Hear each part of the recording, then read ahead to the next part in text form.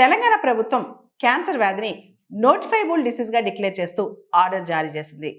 Notifiable disease అంటే ఆ disease వచ్చిందని తెలిసి ఎవరైనా పేషెంట్ వస్తే ఖచ్చితంగా దాన్ని నెల రోజుల లోపల రిజిస్టర్ చేయాలి.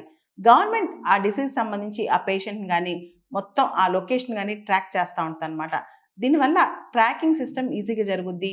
అండ్ గవర్నమెంట్ పాలిసీ మేకింగ్‌లో కూడా పాలిసీ ఇంప్లిమెంటేషన్‌లో కూడా ప్రాపర్ కేర్ తీసుకుంటదనమాట. తెలంగాణలో క్యాన్సర్ అనేది ఇప్పుడు నోటిఫైబుల్ డిసీజ్. పూర్తిగా దేశం మొత్తం క్యాన్సర్ నోటిఫైబుల్ డిసీజ్ గాదు.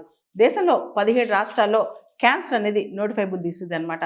భారతదేశంలో మనం చూస్తే గనక దేశం మొత్తం క్యాన్సర్‌ని నోటిఫైబుల్ డిసీజ్‌గా డిక్లేర్ చేయలేదు. అయితే భారతదేశంలో 17 రాష్ట్రాలు మరియు యూటీస్‌లో క్యాన్సర్‌ని నోటిఫైబుల్ డిసీజ్‌గా డిక్లేర్ చేశారు.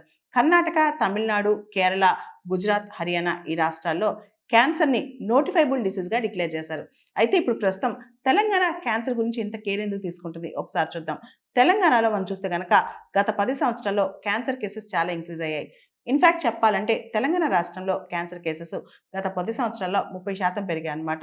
2015లో క్యాన్సర్ ఇన్సిడెంట్స్, క్యాన్సర్ కేసెస్ అనేది తెలంగాణలో 40,177 కేసులుంటే 2024కొచ్చేసరికి 52,334 కేసులున్నాయన్నమాట.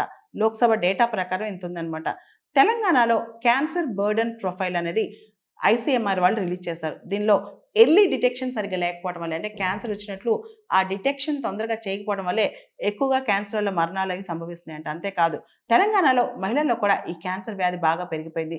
దాన్ని కూడా తగ్గించాలంటే ఎర్లీ డిటెక్షన్ చాలా అవసరం అని చెప్పి తెలంగాణ ప్రభుత్వం భావిస్తూ క్యాన్సర్‌ని నోటిఫైబుల్ డిసీజ్‌గా డిక్లేర్ చేస్తుందన్నమాట.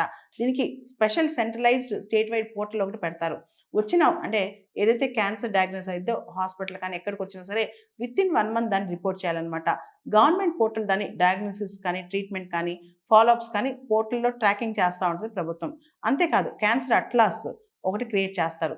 ఏదైతే టైప్ ఆఫ్ క్యాన్సర్, లొకేషన్ ఎక్కడుంది, ఏ ప్రాంతంలో ఎటువంటి క్యాన్సర్స్ వస్తున్నాయి, స్క్రీనింగ్ సరిగ్గా జరుగుతుందా లేదా, అదేవిధంగా బెటర్ రీసెర్చ్ జరుగుతుందా లేదా, ఇవన్నీ కూడా కనిపెడతారనమాట.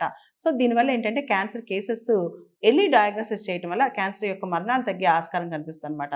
దాంతో పాటు 2026 సంవత్సరం, అంటే ఈ సంవత్సరం తెలంగాణలో ఇప్పటికే 47,000 కొత్త క్యాన్సర్ కేసెస్ ప్రొజెక్ట్ అయ్యాయంట. అంతేకాదు దాంతో పాటు 50,000 కొత్త క్యాన్సర్ కేసెస్ తెలంగాణలో ఎక్కువగా ప్రబలే అవకాశం ఉంది కాబట్టి పూర్తి స్థాయిలో క్యాన్సర్‌ని తెలంగాణలో నోటిఫైబుల్ డిసీజ్‌గా డిక్లేర్ చేశారు. దాన్ని ట్రాక్ చేస్తూ అందరూ రిపోర్ట్ కూడా చేయాలన్నమాట.